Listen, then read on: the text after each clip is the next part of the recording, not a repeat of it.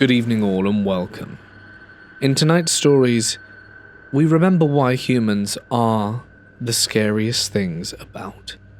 So get comfortable and let the darkness take control. The story happened in Ohio in the late 80s.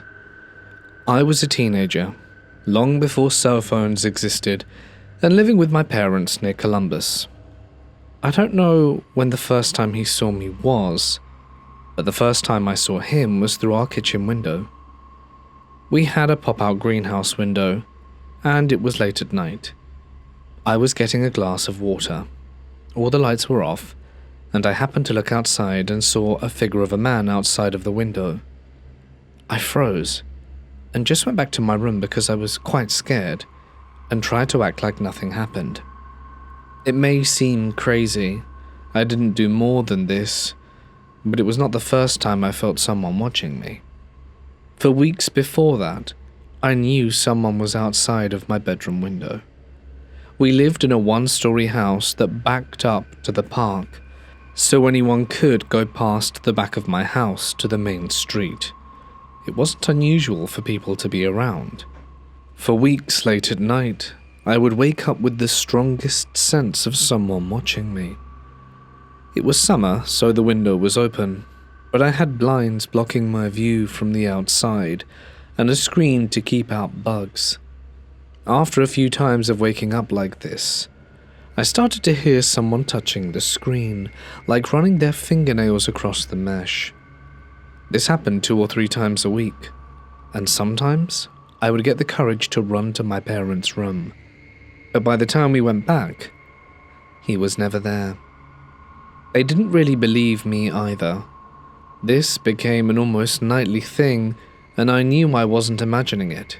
So when I saw him outside the window, it was almost a relief, because that way I knew it wasn't just my imagination.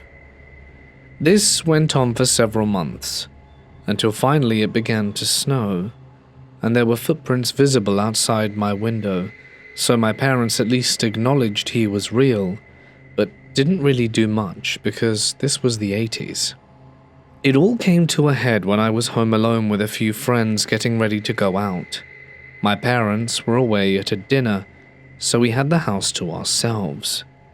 The blinds were up on one of the bedroom windows, and as I turned around, there he was, standing directly in the window staring at us.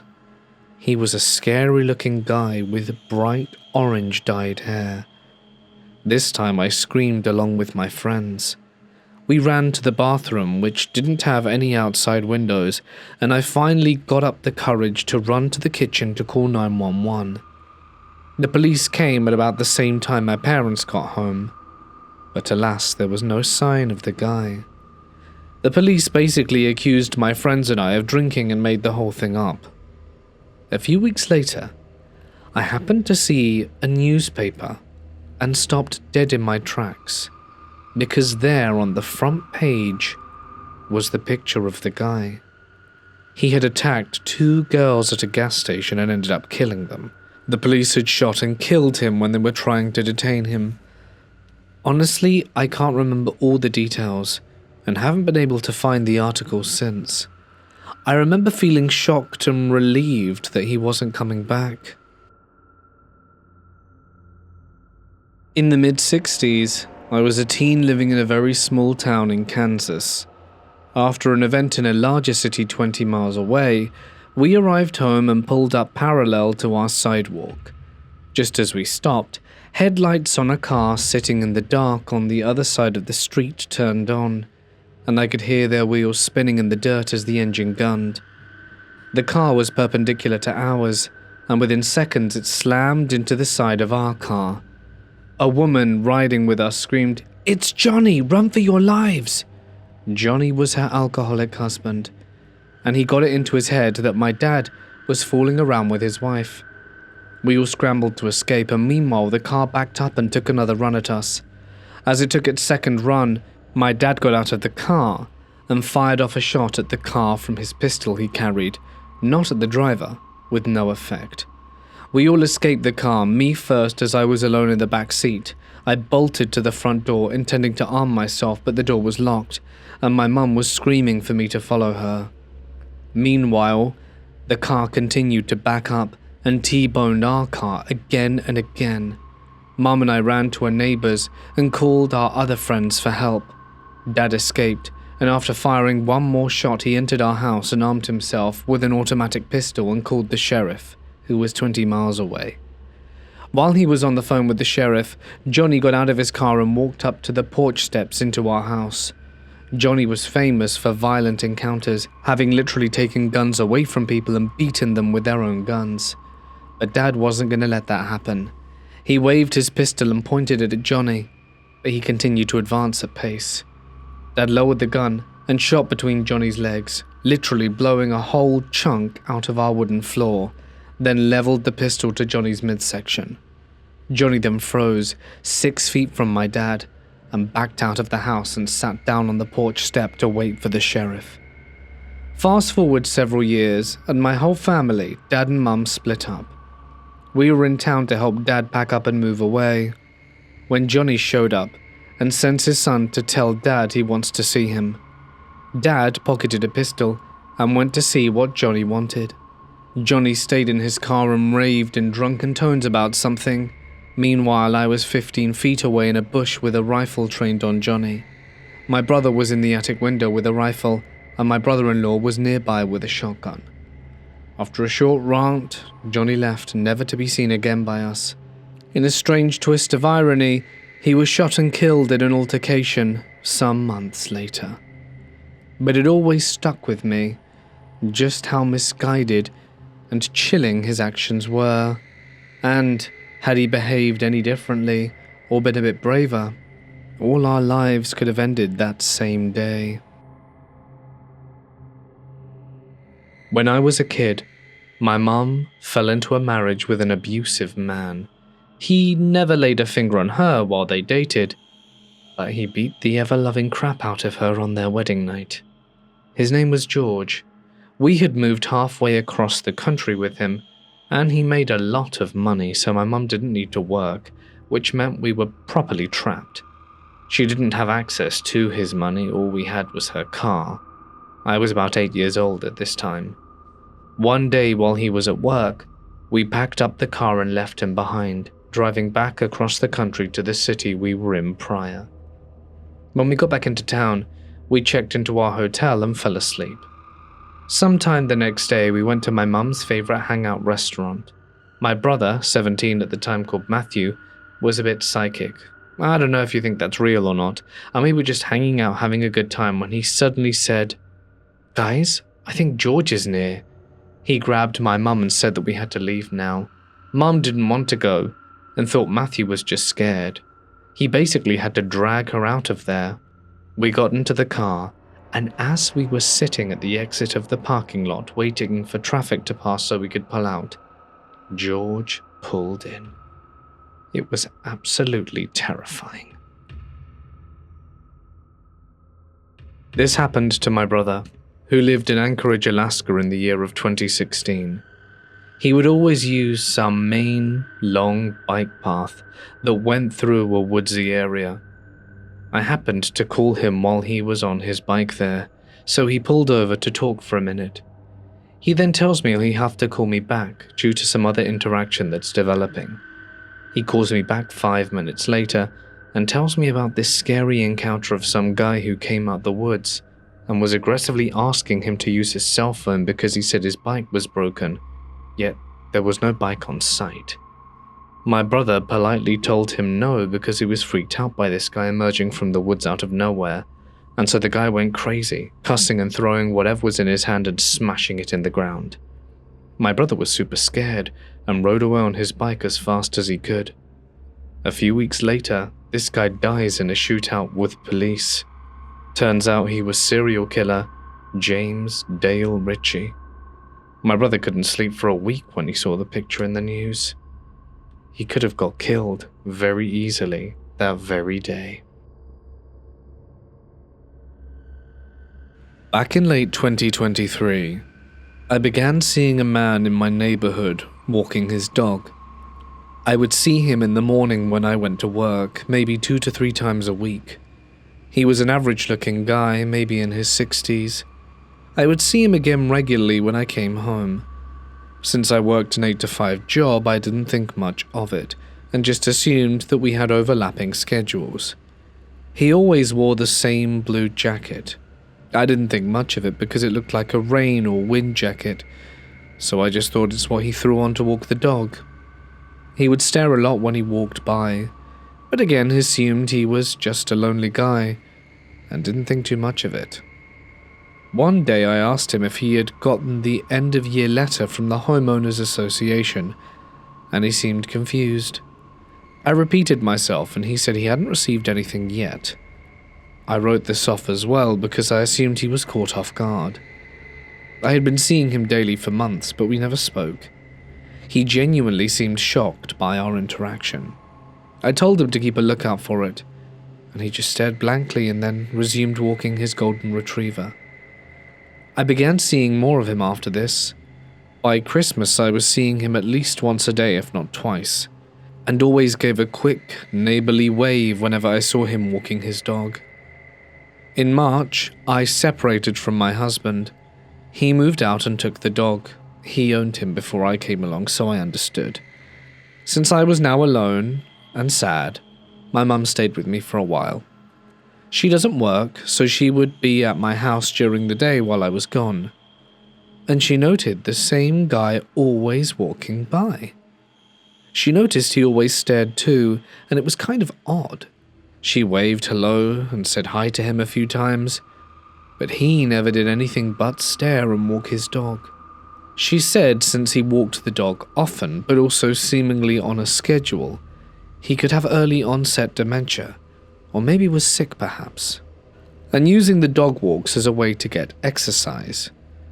We agreed he was very odd but harmless all the same, and after a month or so, my mum went back to her house and I was once again living alone. Now, one thing I loved about that house was the fact that the backyard butted up to the national park. Beyond my fence were trees and forests. After my husband and dog left, I would be sitting in the backyard and hear what sounded like footsteps. It was almost always late at night when I'd be sneaking out for a late-night cigarette before bed. I was drinking a good amount at the time too, so I figured 1, I was paranoid, or 2, I was probably hearing raccoons or possums in the woods, or maybe 3. Having the dog before would have scared off any critters. It didn't happen every night, far enough apart that I was able to write it off, but all the same I couldn't shake that feeling of being watched. My fence had horizontal planks rather than your more standard vertical ones. There were gaps that you could see through if you were right on it. I looked over the fence in the daylight for a sign of someone being back there. The National Forest kept the fire break cleared between the edge of the park and the back of the homeowner's property, so it was difficult to tell if anyone had been there or not. I started noticing lighters and cigarettes missing from the backyard. I would swear I had an almost full pack going to bed, but when I checked the next day it would be half empty, and I wrote this off due to my heavy drinking. My cousin started coming over and helping me do some handiwork around the house on the weekends. The neighbor guy in the blue coat would walk his dog every day still, and he would now stop and watch my cousins from the sidewalk as they helped with the housework. He would let the leash out for the dog to come up to them, but they didn't pet it because it smelled awful. I told them Mum's theory, said he was sick and weird and harmless, but they didn't agree. The next time he let the dog into the driveway, my cousin told him to get lost. From what they told me, he just stared at them for a while and then walked on. From then the man would still stare, but it was creepier. When I would drive by, he would stop and watch me, as in physically turning his body to follow my car as I went by. I would wave, as if it were any other neighbor, as I always did, and he didn't flinch. Around June, a friend of mine moved in. She was going through a divorce as well, and I was happy to have someone to hang out with after work. We had a lot of fun drinking and burning fires in the fire pit, and it began again. The sound of footsteps in the woods. We were both drunk, so we ran inside and laughed it off. This happened a handful of times over the next few months. I would hear things more often when I was alone. My roommate split her time, so she was never with me on the weekend. She had noted the creepy guy with the dog. He seemed to be walking his dog whenever I left for work around 7:30, and again when she was leaving for work at 8:30. He would let his dog out to do her daily, and she would pet the dog at first. But then she stopped because the dog smelled so bad and the man never spoke. She started being creeped out too. She said he seemed friendly enough until she stopped petting his dog, and his stare shifted to being mean. Then one day, I saw it. I saw him down out past the entrance of the neighborhood and at the tree line to the forest. He was clearly walking into the woods. That's when it clicked. Why he seemed to be there with his dog every day we left the house. Why did they smell so bad? Why was I hearing things in the woods? I almost began to panic. Surely, a man isn't living in the woods behind my house watching me. Surely this man hasn't been watching me through my fence for almost a year at this point. The whole time this was happening, the house next door was empty.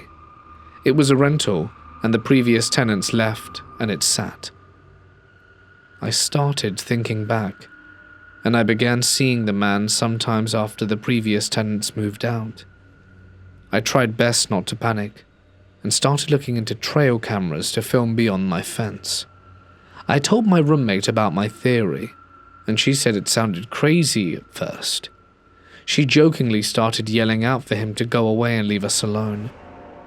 Then we literally started hearing footsteps in the woods at that moment and ran inside. Before I could even order a camera, they rented the house next door. It was just days after I told my roommate what I thought was going on. A family with a dog and 2 kids moved in. The last time I saw the man walking his dog was the morning the family moved in, because I came home from work to see the moving truck. When I introduced myself to the new neighbors, I asked about the woods behind the house because they didn't have a fence. I asked if they found anything back there, and they said they did, but it was just random junk they threw out. I didn't say any more. I just contemplated telling them, but figured I would sound insane. I believe this man was living behind their house and watching me through my fence. I never had cameras in the backyard, so I can't say for certain if he ever crossed the fence, since I never saw him again. I decided his cover was blown, and he moved on to watch other people. I stayed in that home until October of 2025, and literally never saw the guy again after that day. It was 1979. My brother, then aged 11 and me, then 13, got bored sitting around a large lounge with our parents while crossing the English Channel, so we wandered around looking for stuff to do. This guy approached us and asked if we were Canadian. I was wearing a t-shirt that indicated I am Canadian. We confirmed we were, and he said he was as well. We chatted a bit about where we were from. He looked to be in his 20s. I can still remember his shoulder-length hair and his 70s moustache. He told us he had a bumper sticker on his car, which was parked several levels below us. He invited us to go to his car and see the stickers. We both said no. We kept chatting, and he kept trying to get us down to go see his car. It was getting really creepy, so I grabbed my brother's arm and said we were going to have dessert with our parents. Then we told them what happened, and hung around our parents for the rest of the evening. I couldn't figure out why he was trying to lure us to his car. I was already chesty at age 13, but why invite my brother if he wanted to do something to me? We were a little young to try and sell drugs to. Honestly, the whole interaction freaked me out and reeked of bad intention. This took place 13 years ago. We were at the beach parking lot, where everyone came to hang out as young adults in the summer evenings. Something just came over me. It wasn't dread or fear, but something did feel off. I've never experienced anything like it before, but both my gut and my brain told me it was time to go home. Honestly, it was strong enough of a feeling that I could have easily changed my mind due to my lack of fear. Not sure why, I just never have been an incredibly fearful person. I said to my friend at the time that I'm leaving and that something felt off. I got home. And less than 2 hours later, a gang shooting happened at that beach. Unfortunately, a few friends from my old high school were shot. Luckily, they all survived. They weren't the target. They just happened to be in the wrong place at the wrong time. Luckily, I left, because I was about 6 months pregnant at the time. Who knows what would have happened had I stayed? When I was little, every few years my family would go back to my mum's hometown, and we'd camp there for about a week or so during the summer. This would be when I was on summer break. And this place, Edgewood, is a pretty small town that has a population of between 200 to 250 people, give or take, and was in a very rural part of the province surrounded by forest, and rather out of the way with a close-knit community of people who all knew each other. My mum and stepdad and 3-year-old sister stayed at our family friend's house to visit. But as soon as I sat down, my mum told me to take the dog for a walk and gave me $5 to take with me to the convenience store along the way so that I could get an ice cream or a drink, which I was thrilled with, so off I went. The walk to the store was pretty uneventful. The town is incredibly small and practically everything was within walking distance. The convenience store was about a 5-minute walk away, so I didn't have a hard time finding my way there. Once I bought my Pepsi, I went ahead and sat outside in the front of the store in the shade, taking a moment to sip my drink before heading back into the house.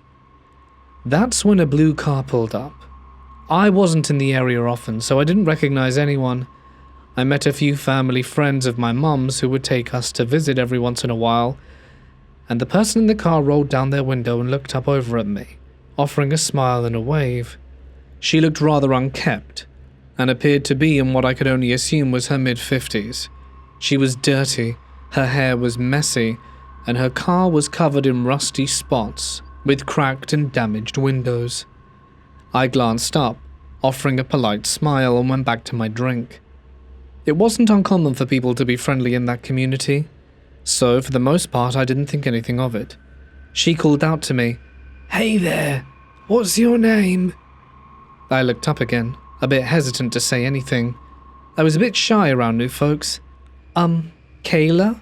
I answered, not saying much else. I did get taught about stranger danger, but given this town was very small and tight-knit, it didn't cross my mind at the time and I assumed I was safe. "Whoa, Kayla, I've got this makeup here and you can have it if you want. I think you'd look beautiful with this makeup. Do you want to come and try it on? I can help you put it on." That was what made the first siren go off in my head. I shook my head, telling her, "No, that's okay. I don't wear makeup."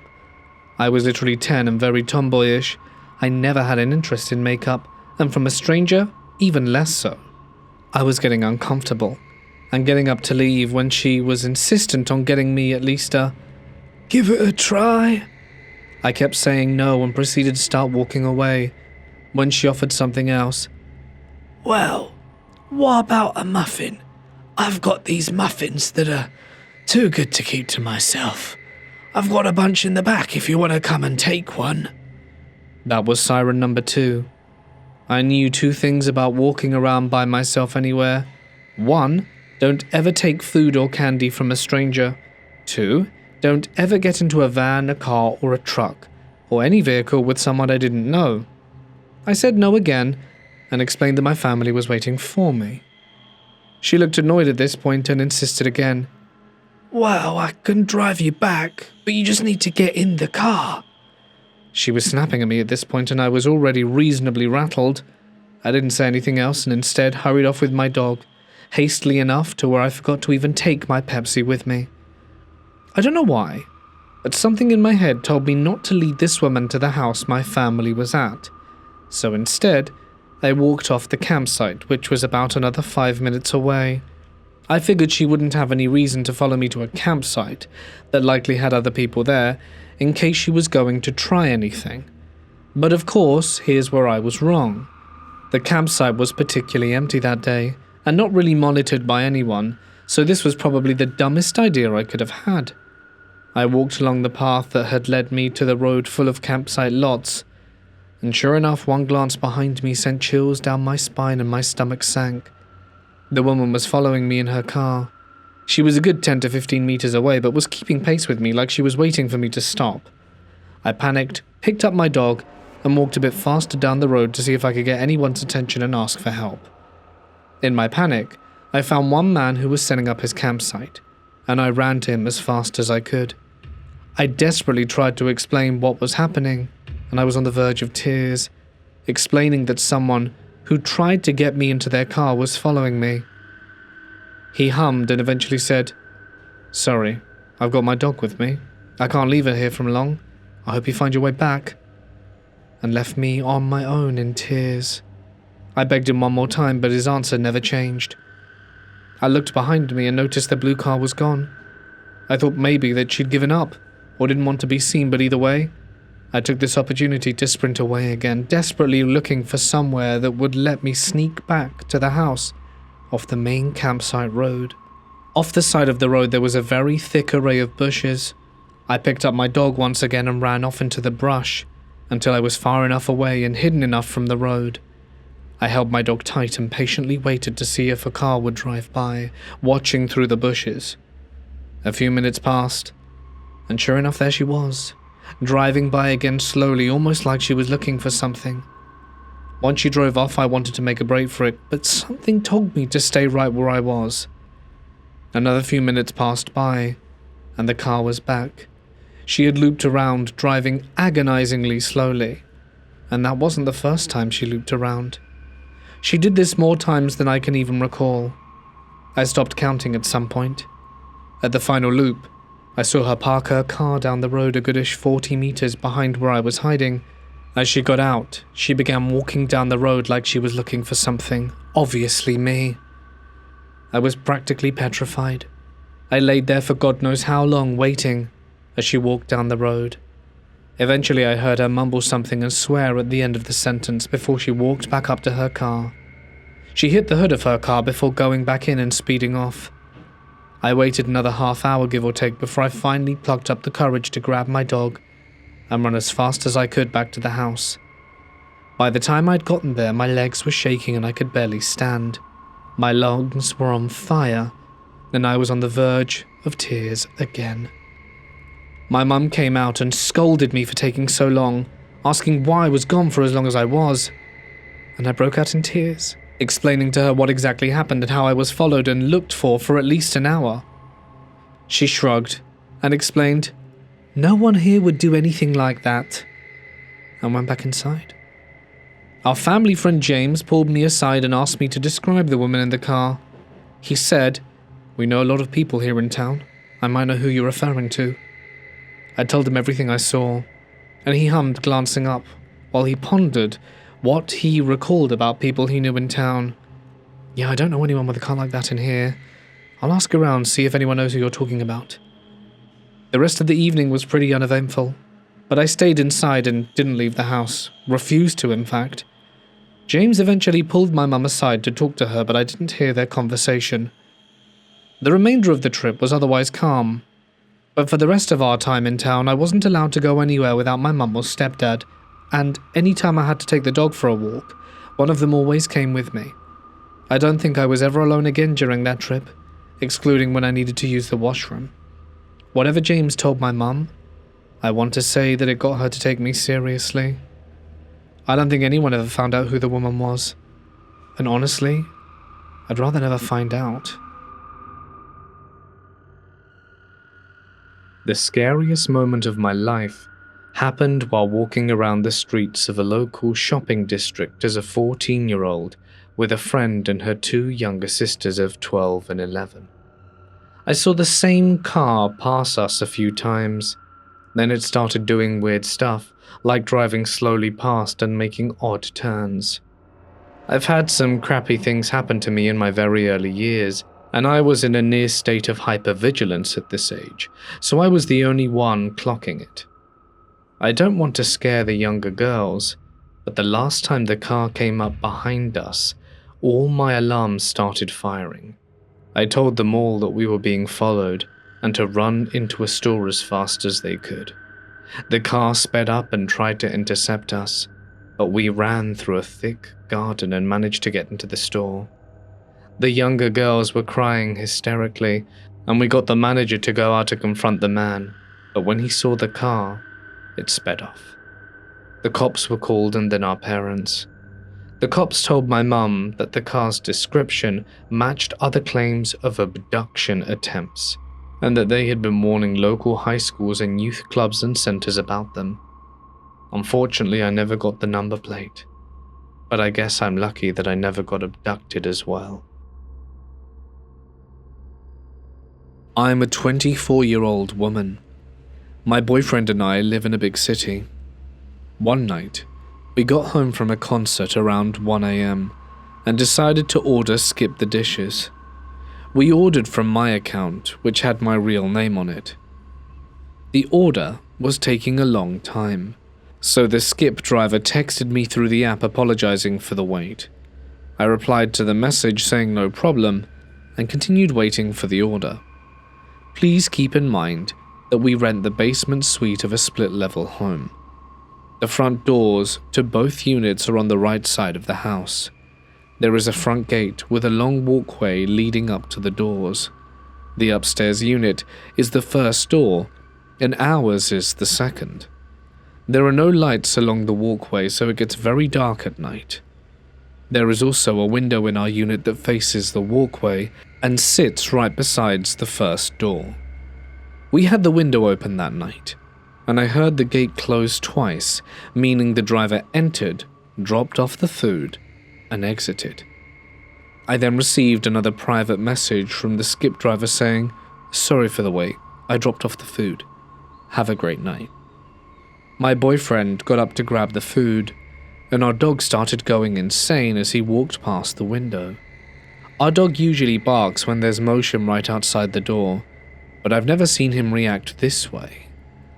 My boyfriend opened the door and noticed the bag of food was at least 5 steps away from the entrance. This meant you'd have to completely step outside the unit to grab it. When my boyfriend bent down to pick up the bag, he heard something. The skip driver was crouched down by one of the bushes in the dark, almost out of sight. When my boyfriend confronted him, the driver immediately stood up and ran out of the gate. We ended up reporting the encounter in the app, but nothing really happened. This is just a creepy story I thought I'd share. It really begs the question, what was he doing there? What were his intentions? Did he think I was alone? That he could rush me, rob me? Or maybe something worse? I'm glad I never got to find out.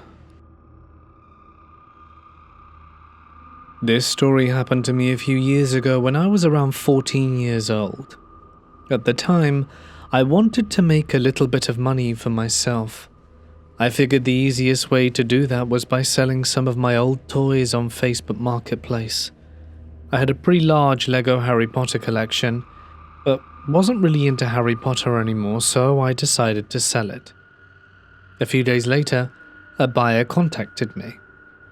I remember feeling really excited because I was about to make my first real money on my own. The buyer was a man who looked kind of old, but from his profile picture he seemed nice enough. He told me he wanted to buy the Lego for his grandson, which honestly made the whole thing seem pretty wholesome. But as we started messaging, a few things felt off. Whenever I asked him questions about when he could pick up the Lego, he would leave me on scene and not reply. Sometimes he wouldn't answer until I sent multiple question marks. On top of that, he made a lot of grammatical mistakes, like the kind of mistakes a high schooler might make, not a full-grown adult. At the time, I thought it was weird but ignored it. Eventually, we agreed to meet. I don't remember exactly if it was Wednesday or Thursday, but I remember I had school the next day, and he said he wanted to pick them up that night. I gave him the address of the bookstore about 10-minute walk away from my house. That way I wouldn't have to give him my actual home address. He wanted to meet at 8:30 p.m. Looking back on it now, that's obviously really late for a 14-year-old to meet a stranger, but at the time I just wanted the money, so agreed. But still, something in my gut told me not to go alone. My dad was away on a business trip at the time, so I asked my mum if she could accompany me. She immediately asked if I could reschedule the meeting with the man. I told her it would be fine and that he seemed nice, and so she agreed to come. We drove to the bookstore, but my mum didn't want the man to see our car, so she parked about 5 minutes away and we walked the rest. I had the Lego pieces in my jacket pocket because I didn't want to carry them in my hands. As we were walking towards the bookstore, something immediately caught my attention. Standing in front of the store was a man. He looked middle-aged, perhaps older, but right away I noticed something strange. He didn't look like the man in the profile picture at all. The man in the profile picture had long, grey hair, but this guy was skinny and had a buzz cut, and wearing a sling bag across his chest. Before we crossed the street, my mum stopped me. She told me to text the man and say that I was already inside the bookstore. She had a bad feeling and didn't want me going near him, so I did exactly that. As we walked past the man, I hid my phone so I wouldn't see that I was texting. I sent the message saying I was already inside the store and asked if he could come in. Almost immediately he replied and told me to come outside, and kept insisting. At this point it was really dark out and barely anyone was around. The only reason I could have seen him clearly was because of the nearby streetlight. I messaged him again and told him I wasn't going out.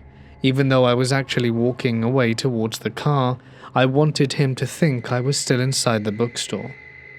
Then he sent me another message, simply called me an idiot and added a laughing emoji. That message honestly freaked me out. It felt like he knew something was off. As soon as my mum and I got back to the car, we drove away. On the way home, she told me to delete my Marketplace account and block the man immediately. And when I got home, I thanked my mum for coming with me. She told me I should never meet someone that late again. But the story doesn't end there. Around the same time, one of my friends was also selling Lego figures on Marketplace. He was a little older than me, maybe 16. I told him about the whole situation, but never told him the name of the man.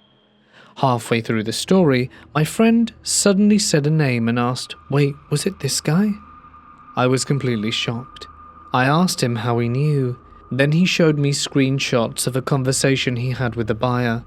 It was the same man, and he was texting my friend the exact same story, that he wanted to buy the Lego figures for his grandson. My friend immediately messaged him and said someone had already bought the figures, and that wasn't true, he just didn't want to deal with the guy anymore. After that, neither of us heard from the man again. I don't know what he's doing now, but my gut feeling tells me that whoever the man was, he definitely was up to something shady. May of this year, myself and my best friend went to Spain for my 28th birthday. We stayed in Lloret del Mar, but decided to spend my actual birthday walking around Barcelona.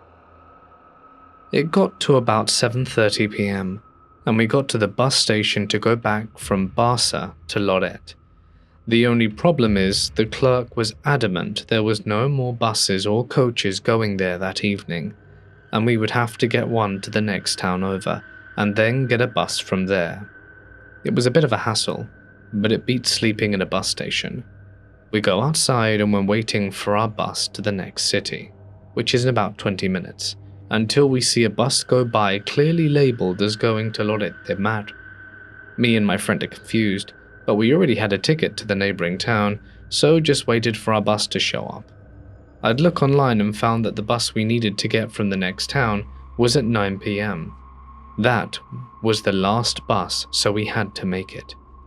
We got to the bus stop, and we were both struggling to understand the timetable. My phone was on 2% and my friend's was on 19, but I could see 21 on the board, so I was pretty sure the last bus was due at 9 p.m. We saw a man walking up the street with a big hiking backpack on and asked if he was Spanish. He said he was, and we asked if he could tell us when the next bus would be. He read the board for about a minute and a half, which I thought was odd, clearly, as he understood the timetable better than my friend and I did. The guy then tells me there are no more buses coming tonight going to Lorette, which again I'd seen online and on this board, that it was due at 9 p.m. I thought maybe I'd read it wrong after all. The man said he could book a taxi for us or we could get a lift with him. Now, obviously, two young women are not stupid enough to accept this man's offer to chauffeur us home, but it really stuck out because, as I mentioned, he walked up on the street with a huge hiking backpack on, and didn't seem like he was in and out of a car, if that makes sense. We ask if he can book us a taxi. He gets on the phone, and it seems to be a pretty long call just to book a taxi. That's when he said two words that made my heart drop into my stomach. Chicas inglesas. Why would the taxi man need to know that we were English girls? The guy gets off the phone and tells us that the taxi will arrive and be silver. How do you know that? I ask. He stumbled over his words a little and then said, most Spanish taxis are silver. I knew this didn't sound right. We waited at the bus stop and thought about what we would do if the car showed up because we were definitely not getting into it. 9 p.m. rolls around and the bus to Lloret del Mar shows up.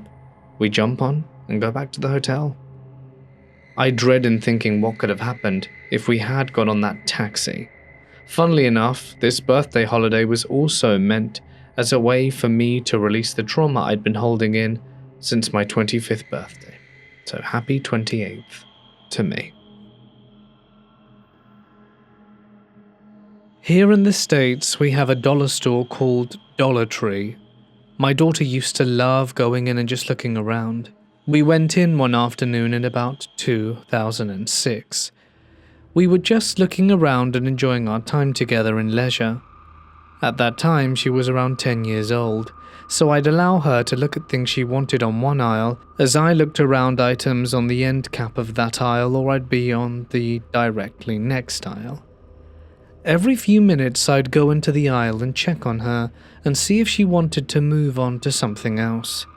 That's when I suddenly noticed a tall man kind of just hanging around where we were browsing, and he didn't seem to be looking for anything in particular, and honestly not looking at us at all.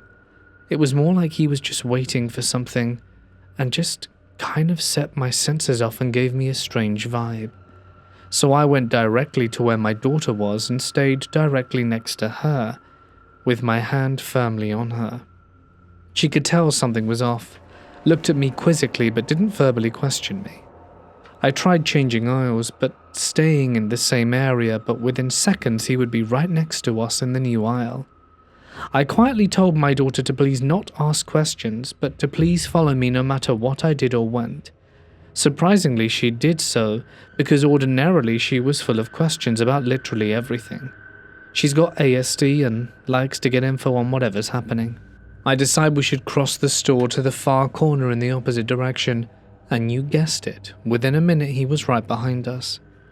I immediately went to another far-off part of the store and was met with the same thing. Within a minute he was right behind us.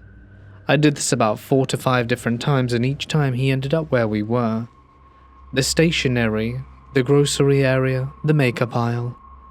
I was very nervous, but I was young and thought about telling an employee, but decided I didn't want to cause a scene, again being a younger mother. At some point I told my daughter the basics of what was going on and told her to understand under no circumstance is she to leave my side or let go of me. I was so freaked out I just decided we'd check out and come back another day.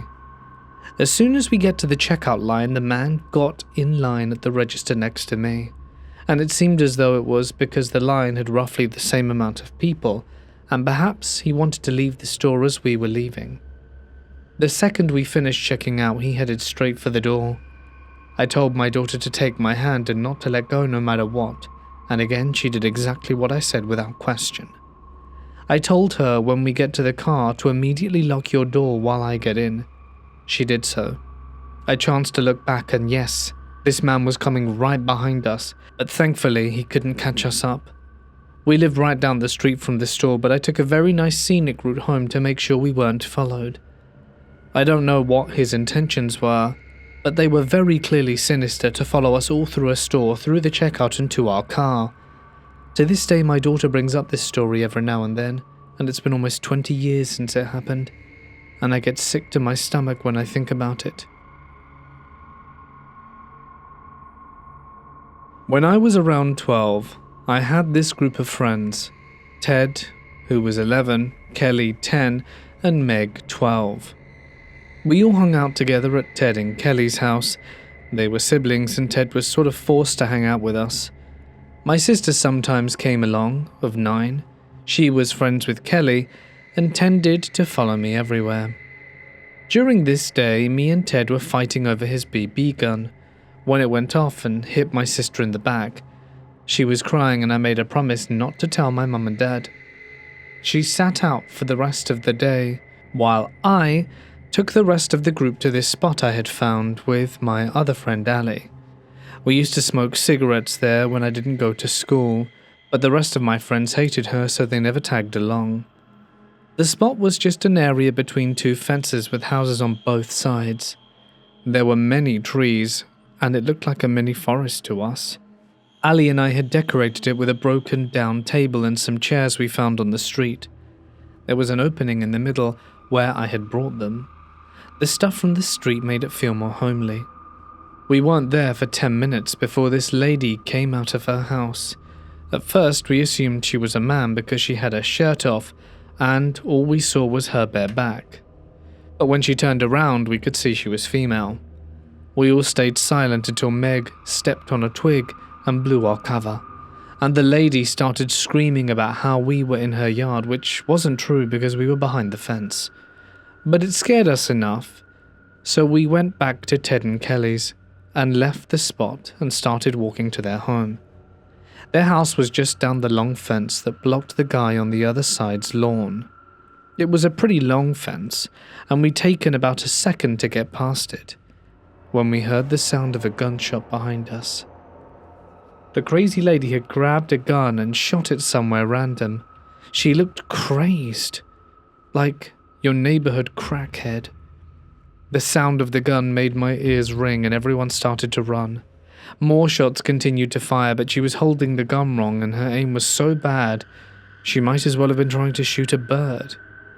Because the fence was so long, it felt like an eternity while running to hide in Ted and Kelly's house. That 1 minute of my life felt longer than anything I've ever felt before. No one was hurt, and no one said a word as I yanked my now scared sister out of the lawn chair and rushed everyone inside. Their mother heard the gunshots and came to us before calling the police. The police came and talked to both me, my friend, and their mum, as they arrested her for child endangerment. Now that I'm older, thinking back on it, she was definitely on something super strong. It's been years since that day, and every time I hear a gunshot, I will end up panicking from this memory alone. My creepy experience took place roughly 30 to 40 feet off a forest hiking trail that started inside a residential neighborhood. The entrance to the trail was probably about half a kilometer away from where I eventually saw him standing. I was out for a jog that day and had entered the trail from a different access point. I planned to exit at the neighborhood entrance once I finished my run. I reached a steep and rocky section of the trail and slowed to a walk, casually singing out loud to myself while heading downhill. That was when I noticed movement in the corner of my vision. When I turned my head to look, it took nearly 10 seconds for my brain to process what I was seeing. Standing there in the trees was a man with shoulder-length hair, completely naked, facing me directly and staring without blinking. It was -5 degrees Celsius outside, which is 23 degrees Fahrenheit. I could see his entire body clearly, including his genitals, and there was absolutely nothing covering him. He was just standing there in the forest, motionless, exposed, and watching me. When reality finally registered, I felt instant fear flood throughout my body. For context, I was a 21-year-old woman at the time, and didn't say or react outwardly. But inside, I was completely panicking. I walked down the slope as fast as I safely could without slipping. As soon as I reached ground level, I started running straight towards the trail exit without ever looking back. I did not want to know if he had moved or followed me. Once I made it out the forest and onto the neighboring street, my fear shifted into something else. It was freezing cold outside and getting darker by the minute. That man had been standing alone in the woods naked, with no protection from the cold. I started worrying he might have some kind of mental health crisis. I called the police non-emergency line and asked if they could perform a wellness check in the area, and I gave them the best description that I could remember. A few hours later, the police called me back. They told me they had searched the area but could not find anyone.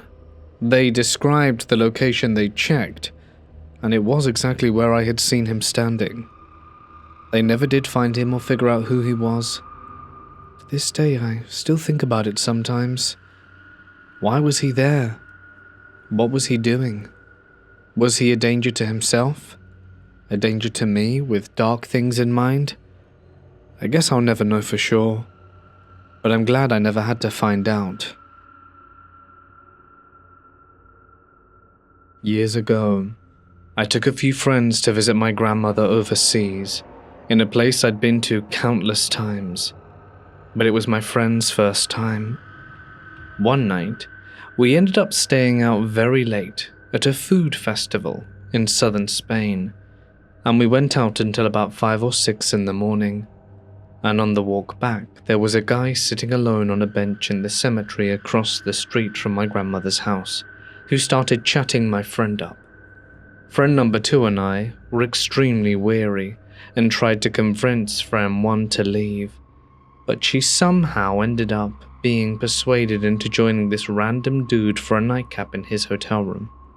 I realized she wasn't going to listen to me, so I went with her just to make sure her dumbass didn't die while friend 2 went back to their Airbnb. Once we got to the hotel, he locked us into his room and started asking us questions about ourselves. He made us sit on a love seat so he could take photos of us. He made a phone call in another language, which was not Spanish, and then asked us what we thought of him, and sort of gestures broadly to his own body. At this point, there were millions of alarm bells going off in my head, and I just went off on him. Told him what I thought of him was that he needed to let us out or I'd start causing a scene on the balcony, somewhere where I'd be seen and heard, and that my grandmother lives nearby and would be looking for me. Honestly, the rest is a bit of a blur, but somehow we got the key from him, bolted out of the hotel, then sprinted back to my grandmother's house. I think of that every time I walk past the hotel now when I visit my grandma. I'm not friends with that girl anymore for unrelated reasons, but I really hope she learned a valuable lesson about self-preservation and instinct that day. My mum has been with a guy for about 10 years who has always been controlling and unstable. I don't live with her because of their relationship. So, last April when I was 16, I went to a conference in Reno. The first night at a hotel, a random guy my age approached me and asked me to show him where his room was. He had no luggage, wouldn't make eye contact, and seemed irritated when I wouldn't walk him somewhere alone. A few minutes later, I saw him again in a hard-to-find area of the hotel with a group of guys, and after that they kept staring at me the entire trip. Well, on the second to last night during an award ceremony, 2 masked men who looked way older than high schoolers came in and sat directly next to me, even though there were plenty of open seats. They were staring at me and acting strange. My advisor eventually noticed and had them escorted out. I felt like I was being watched the rest of the trip. A week ago, my mum told me her boyfriend had supposedly set it up to scare me. She said he hired people he knew and told her they'd even put a gun to my head. I don't know if she's exaggerating, if he's lying to her, or if it's true. Since then, I've been questioning everything. There have been other weird instances, but I don't know what's paranoia and what's real anymore. I'm genuinely asking, does this sound like something I should take seriously? What steps would you take in this situation? Hey guys, it's Mort here, and thank you so much for listening. I hope you've enjoyed tonight's collection of Let's Not Meet stories, a topic we don't do very frequently as it's lost a lot of popularity lately.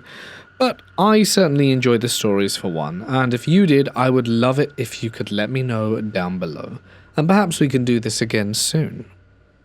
I would also like to remind everyone that if you have a story that you would like to share, I, for one, would love to hear it, so feel free to send that over to me at your convenience, themortismedia@gmail.com. Email address can be found down below. And I would like to extend one final thank you to my members and patrons, whose names can be seen on screen. Those amazing people this week received some imposter stories on Wednesday and some basement stories yesterday for Patreon free Fridays. And if you would like even more cool stuff, feel free to check out the link and join the ranks of these awesome folks. But if not, I will see you again on Tuesday for even more spooks. Or maybe you want to check out my podcast, Mort's Bedtime Story, for drops on Mondays as well. But that's it from me. Stay awesome, and good night.